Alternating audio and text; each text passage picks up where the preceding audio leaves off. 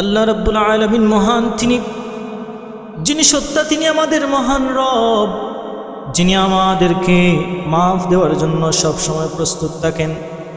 বান্দাই যত অপরাধ করো না কেন, বান্দা তুমি যত গুনাহ করো না কেন, তুমি রবের কাছে যাইতে হবে। আল্লাহ তাআলার দরজা তোমার জন্য সব সময় খোলা।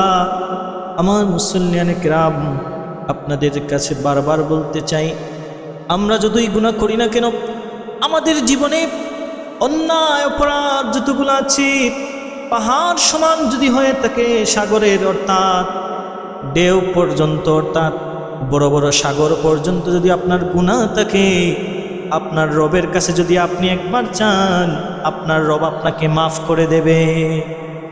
শুধু তাই নয়, কারণ ওনার যে একটা দয়া রয়েছে, ওনার দয়া কখনোই কোনো মানুষকে, অর্থাৎ কখনোই উনি মানুষদেরকে শাস্তি দিতে চান না, কারণ ওনার দয়া দিয়ে মানুষদেরকে মাফ করে দেন। এখন হলো দয়ার মাধ্যম রয়েছে।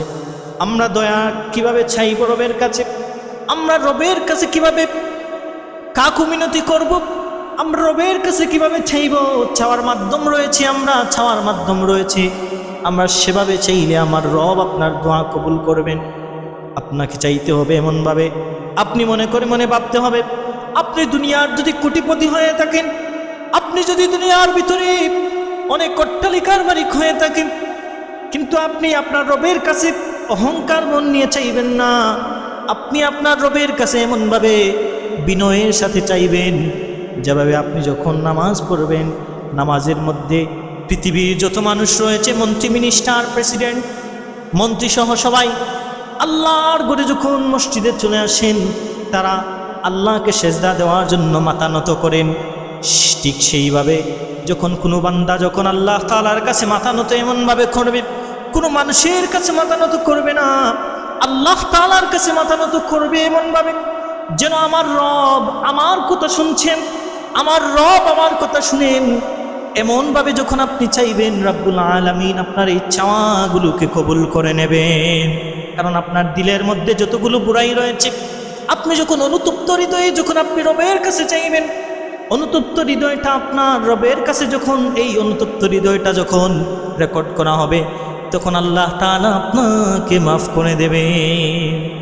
এজন্য তিনি কোরআনের মধ্যে বলেন যে, হে আমার বান্দারা, আল্লাহ তাআলার যে দয়া রয়েছে, তোমরা দয়া থেকে কখনো নৈরাশ হই না। সুবহানাল্লাহ। এজন্য প্রিয় আমার মুসল্লিয়ানে কিরামদেরকে বলতে চাই, আমাদের এই সময়গুলোকে আমরা ব্যয় করতে হবে আমাদের ইবাদতের মাধ্যমে।